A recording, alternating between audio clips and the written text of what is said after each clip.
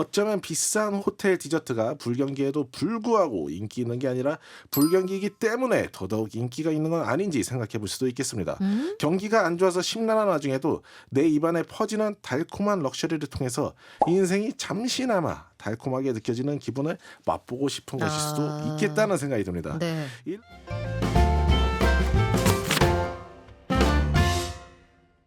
목돈연구소 주말의 극장 경제로 보는 영화연구소 매일경제 박창현 기자 오셨습니다. 안녕하세요. 안녕하세요. 오늘은 어떤 영화 볼까요?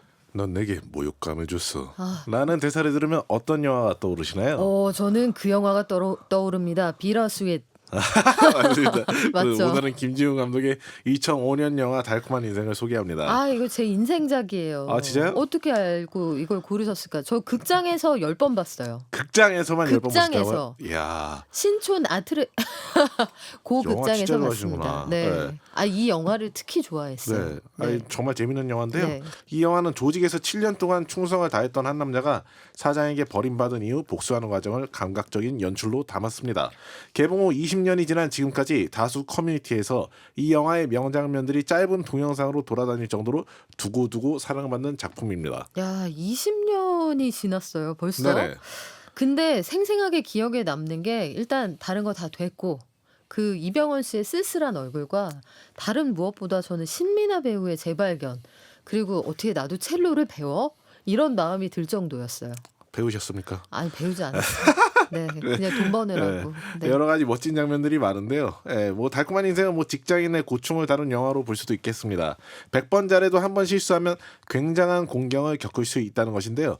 이병헌 배우가 100번 잘하고 한 번 실수해서 고난을 겪는 호텔 실장 김선우로 나왔고요. 김영철 배우는 한 번 실수한 선우에게 고통을 안기는 호텔 오너 강 사장을 연기했습니다. 아, 사장님 너무했어. 그쵸? 그러니까요. 그 뭐 모욕감이 뭐 대단합니까? 모욕감 좀 줬다고 그런 고통을 안기고 아, 말입니다. 그러니까요. 네. 신민아 배우가 연기한 희수는 강 사장의 연인인데요. 선우가 단 한 번의 실수를 하게 되는 결정적인 계기를 제공합니다. 무엇보다도 달콤한 인생을 명작으로 완성하는 건 한국 영화에서 가장 스타일리시한 감독으로 꼽히는 김지훈 감독의 연출력입니다. 비정한 세계 속에 살아가는 주인공들의 쓸쓸한 내면을 극명한 명암 대비를 통해 표현해내면서 한국 누아르 영화의 새로운 지평을 열었다는 평가를 받습니다. 도시인의 고독한 밤을 표현한 달콤한 인생은 종종 미국 화가 에드워드 호퍼의 작품인 밤을 지새우는 사람들과 비교되는데요. 실제 김재훈 감독이 이 작품을 연출할 때 에드워드 호퍼의 작품을 많이 봤다고 밝혔습니다. 에드워드 호퍼. 우리 이정우 에디터하고도 몇 번 봤던 그런 작품, 그런 작가인데 네네. 경제와 관련해서 달콤한 인생 안에 어떤 얘기가 있을까요? 달콤한 인생은 호텔업을 배경으로 한 영화입니다. 강 사장은 호텔 오너고요. 선우는 호텔 스카이 라운지 운영을 담당하는 실장이죠. 이 영화의 주요 갈등 중 하나는 황정민 씨가 연기한 백 사장이 불러일으키는데요. 우와, 백사장. 네네. 이런 캐릭터 처음 봤죠. 네, 너무 무시무시하지 않습니까? 너무 무시무시한데 더 무시무시한 건 이분이 실제 러닝타임에서 몇 분 안 나왔다는 거예요. 존재감이 네. 그 짧은 순간에도 대단합니다. 이 백 사장은 강 사장 내 호텔과 용역 계약을 체결하고 싶은데요. 선우가 일종의 물 관리를 하는 과정에서 마찰을 빚습니다. 최근 호텔은 특히 식음료 업장에서 많은 외주화가 이루어져 있는데요.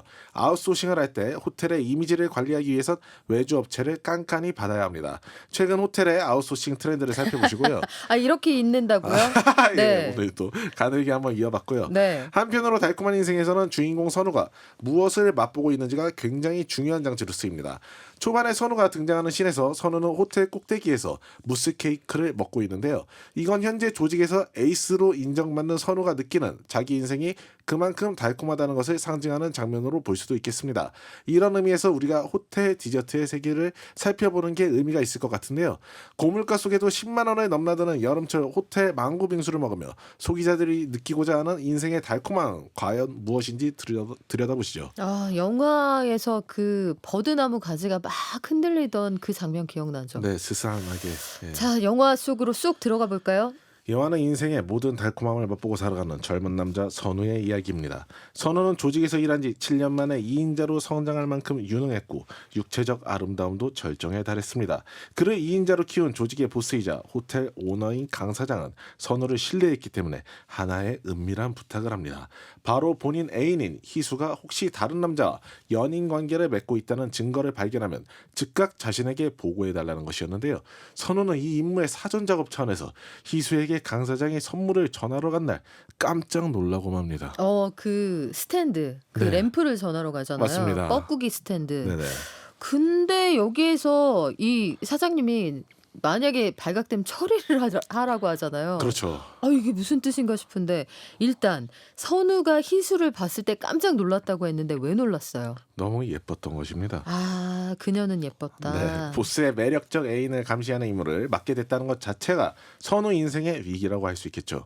선우 인생에 다가온 어려움은 이뿐만이 아닙니다. 며칠 전 그가 관리하는 나이트클럽에 한 무리의 남성이 소동을 피우고 간 일이 있었는데요. 사실 동네 건달의 우발적 난동이 아니라 백상기획이라는 회사의 사장인 백대식이 계획적으로 벌인 일이었습니다. 백상기획은 강 사장의 호텔과 서비스 계약을 맺고 싶어 하는데요. 기선제압을 해서 거래를 수월하게 하려고 겁을 줬으나 선우가 겁먹기는커녕 무리를 흠씬 두들겨 패서 돌려보냈죠. 그래요. 여기 진구 씨하고 그 방 안에서 제압하던 그 장면이 생각이 나네요. 무희를 데려다 써라 이런 압박이었잖아요. 그렇죠. 예. 안 된다 하면서 싸움이 있었는데 선우가 일단 진압을 하잖아요. 거의 초토화를 만드는데 네네. 그래도 끝난 게 아니었나 봐요. 예, 문제는 백 사장이 이 일로 인해서 자존심이 굉장히 크게 상했다는 건데요. 참고로 백 사장을 황정민 씨가 연기했는데 아까 말씀 주셨다시피 비열한 연기가 한국 악역 역사에 길이 기록될 정도로 압도적입니다. 최고 진짜. 네. 네. 다만 백 사장은 초반에 거칠기만 한 방식으로는 선우와 거래할 수 없다는 걸 깨닫고 조금 더 친화적인 방식으로 접근하는데요. 바로 선우의 동료인 문석을 통해서 선우와 술자리를 잡은 것입니다. 그러나 초반에 이미 백 사장이 저질스럽다고 판단한 선우는 저질스럽다. 그 술자리에서 백 사장에게 네. 면박을 줍니다. 술자리를 주선한 문석이 무안해져서 너 나한테 이래도 되는 거냐? 라고 물어보는데요. 여기서 대쪽 같은 선우의 성격을 보여주는 대사가 나옵니다. 너한텐 그래도 돼 라며 문석의 자존심을 짓뭉개 놓는 겁니다. 이분도 연기 진짜 잘했어요. 문석. 네, 김래아 씨. 사장님하고 같이 셋이 밥 먹을 때 네. 그 혼날 때 갑자기 정장 단추 닫는 그 장면 기억나요? 눈치 없이 막 눈치 없이 메뉴 막 달라고 했다가, 메뉴 달라고 네. 했다가 콩구멍 날 때 요런 걸로 배우들은 디테일을 살리는구나 싶었는데 일단 선우가 이런저런 복잡한 사정 속에서도 일단 조직을 잘 관리했잖아요. 네네. 2인자로 승승장구합니까? 예, 선우는 앞서 언급한 모든 갈등이 한 번에 꼬여버리는 총체적 난국을 경험하는데요. 먼저 그는 희수가 다른 남자 연인 관계라는 걸 발견하고도 그녀를 측은하게 느껴서 강 사장에게 보고하지 않았습니다. 그날 밤 선우는 밧줄에 대롱대롱 매달려 있는 자신을 발견하게 됩니다. 이렇게 표현하니까 개그스러운데 네. 죽음의 위기잖아요. 그렇죠. 네. 피를 뚝뚝 흘리면서 대롱대롱 매달려 있었는데요.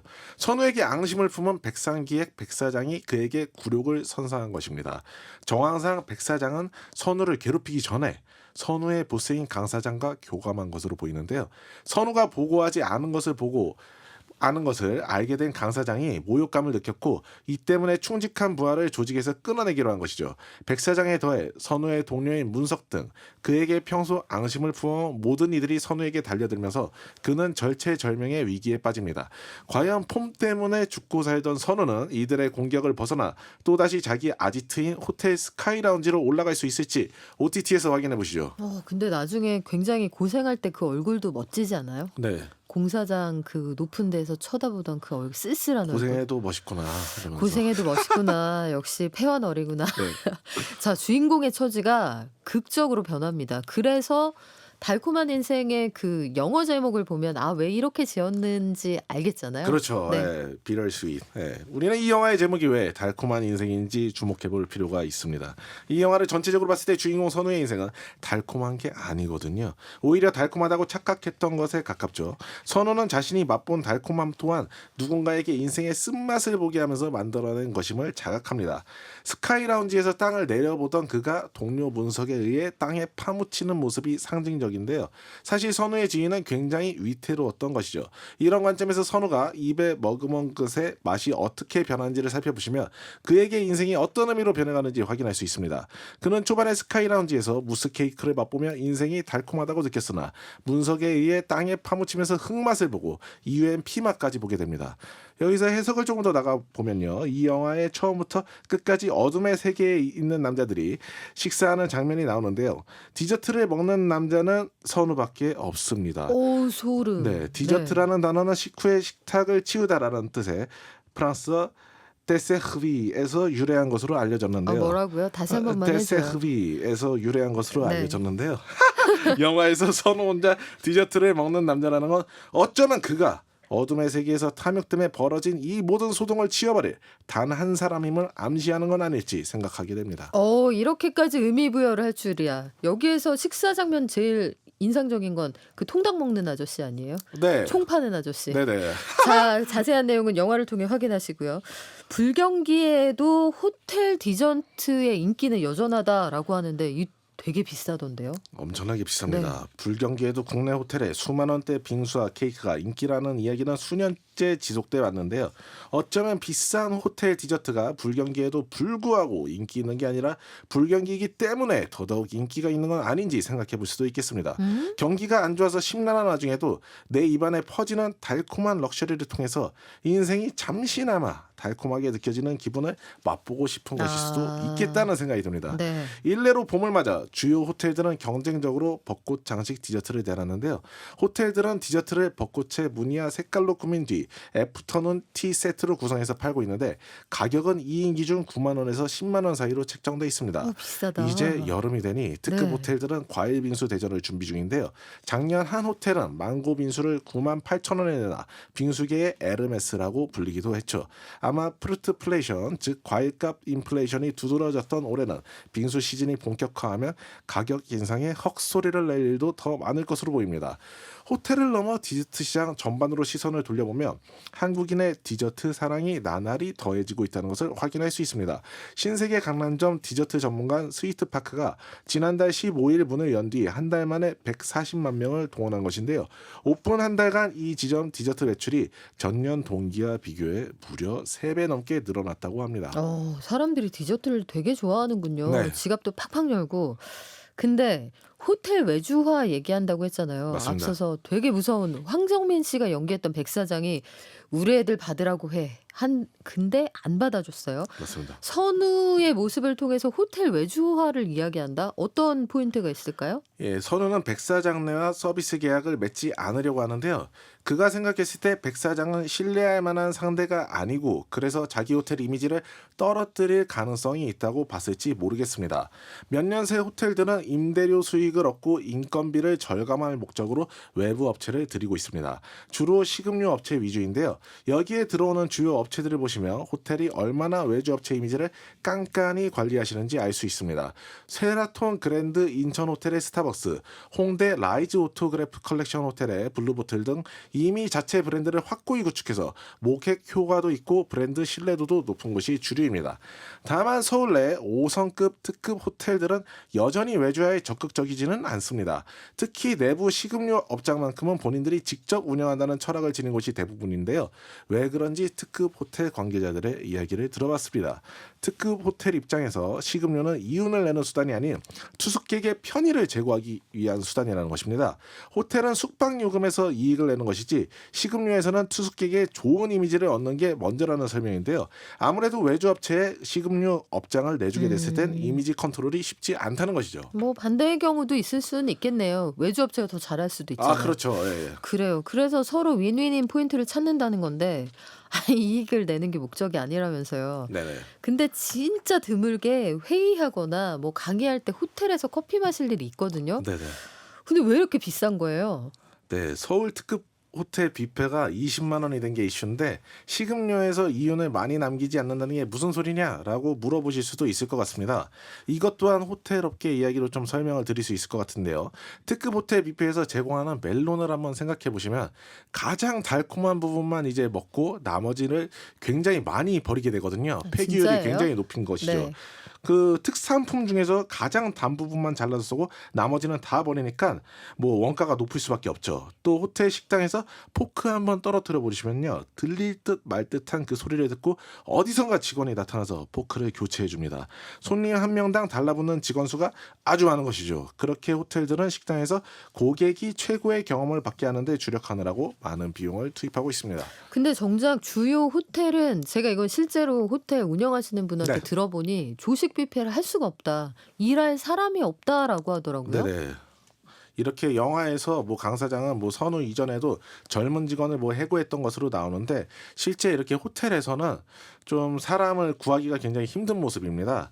뭐 업계에서는 뭐 핵심 원인으로 코로나 시기 이뤄진 대대적 구조 조정을 꼽는데요. 글로벌 호텔 체인인 힐튼이 코로나 초기에 2,100명을 감원한 것을 필두로 세계적으로 다양한 호텔이 구조 조정에 돌입했습니다. 문제는 팬데믹이 끝나 투숙객은 늘어났지만 호텔업 종사자는 그만큼 탄력적으로 늘어나지 않았다는 데 있습니다. 이분들 다 어디 갔죠? 뭐 다른 취업을 했을 것 같습니다. 음. 예. 이에 문화체육관광부는 상반기 내 비전문 취업 비자인 E9으로 들어오는 외국인 노동자도 호텔과 콘도에서 일할 수 있게 하는 방안을 추진 중입니다.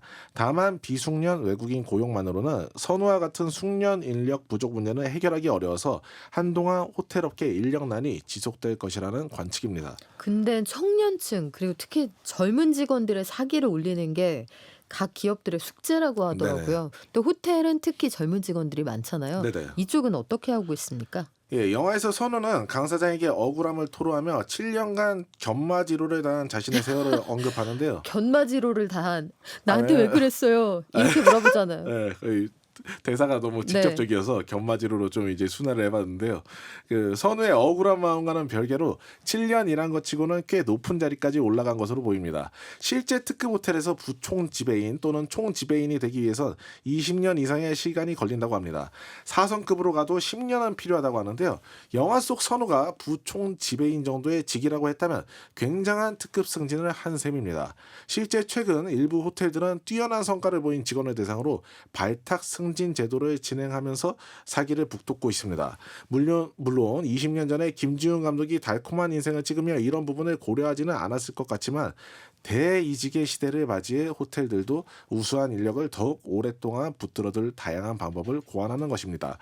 호텔 조리에서도 이런 움직임이 보이는데요. 호텔 주방에서 자기가 개발한 메뉴를 내놓기 위해선 오랜 기간 종사하면서 기술을 갈고 닦아야 합니다. 네. 그런데 작년 말 서울의 모 특급 호텔 주방에서 20대 청년 요리사들이 개발한 메뉴를 시범 메뉴로 채택해서 화제를 모은 일이 있었거든요. 이 호텔은 젊은 요리사들의 근로 의욕을 높이기 위해 이와 같은 이벤트를 펼쳤다고 합니다. 요즘 직원들은 자신이 어떤 일을 하든지 스펙에 한 줄 넣을 수 있는 경험을 중요시한다는 점을 고려했다고 하네요. 그래요. 그리고 제일 중요한 질문이 하나 남아 있어요. 네네. 영화는 재밌습니까? 네. 달콤한 인생은 여러 네. 메시지를 전달하는 것 같은데요. 오늘은 뭐 존중이라는 측면에서 뭐 메시지를 좀 집중해 보도록 하겠습니다. 아, 여기서 존중을 찾는다고요? 아, 네네. 아, 네. 이 영화는 자신이 아무리 경멸하는 대상이라도 그를 향해 최소한의 존중을 보여줄 필요가 있음을 좀 일부분 얘기하는 듯합니다. 선우는 호텔 실장으로서 잘 나가던 시기에 직장 내 동료인 문석을 경멸하고 자신과 거래하려던 백 사장을 무시하거든요. 물론 두 사람이 평상시 선우에게 예의 없는 행동을 하며 원인을 제공하긴 했습니다만 두 사람이 선우와의 관계를 개선하고 싶어서 어느 정도 저자세를 취하며 다가올 때조차도 선우는 철저히 무시합니다. 결국 선우가 자기 호텔 오너와의 갈등으로 위험에 빠졌을 때 앞에 무시했던 두 사람이 자신에게 복수하려 들면서 선우가 받는 고통이 한층 더 커지거든요. 애초 그들을 조금만 존중했다면 그 정도로 고통받지는 않았을 수도 있겠다는 생각도 듭니다. 이건 방어운전의 교훈과도 연결지어 생각해 볼 수 있을 것 같은데요. 우리가 도로 위에서 난폭한 운전자를 만나도 사고당할 위험을 줄이기 위해 방어운전을 하지 않습니까? 그건 난폭한 운전자를 소중하게 대해서라기보다는 나의 안전을 지키기 위한 행위죠. 인격적으로나 실력적으로 무시할 만한 이유가 있는 상대방이라도 방어 운전하듯 최대한 자극하지 않고 살아가는 게 결국 나를 위한 일이지 않을까라는 생각을 해보게 하는 작품입니다. 저 생각지 못한 포인트였어요. 알겠습니다. 그렇게 살도록 할게요, 열심히. 사장님 너무했어요, 그래도. 네, 너무합니다. 그래서 전부 다 파국이 되었다. 나중에 파국이다. 선곡도 좋네요. 지금까지 영화연구소 매일경제 박창현 기자와 함께했습니다. 고맙습니다. 감사합니다.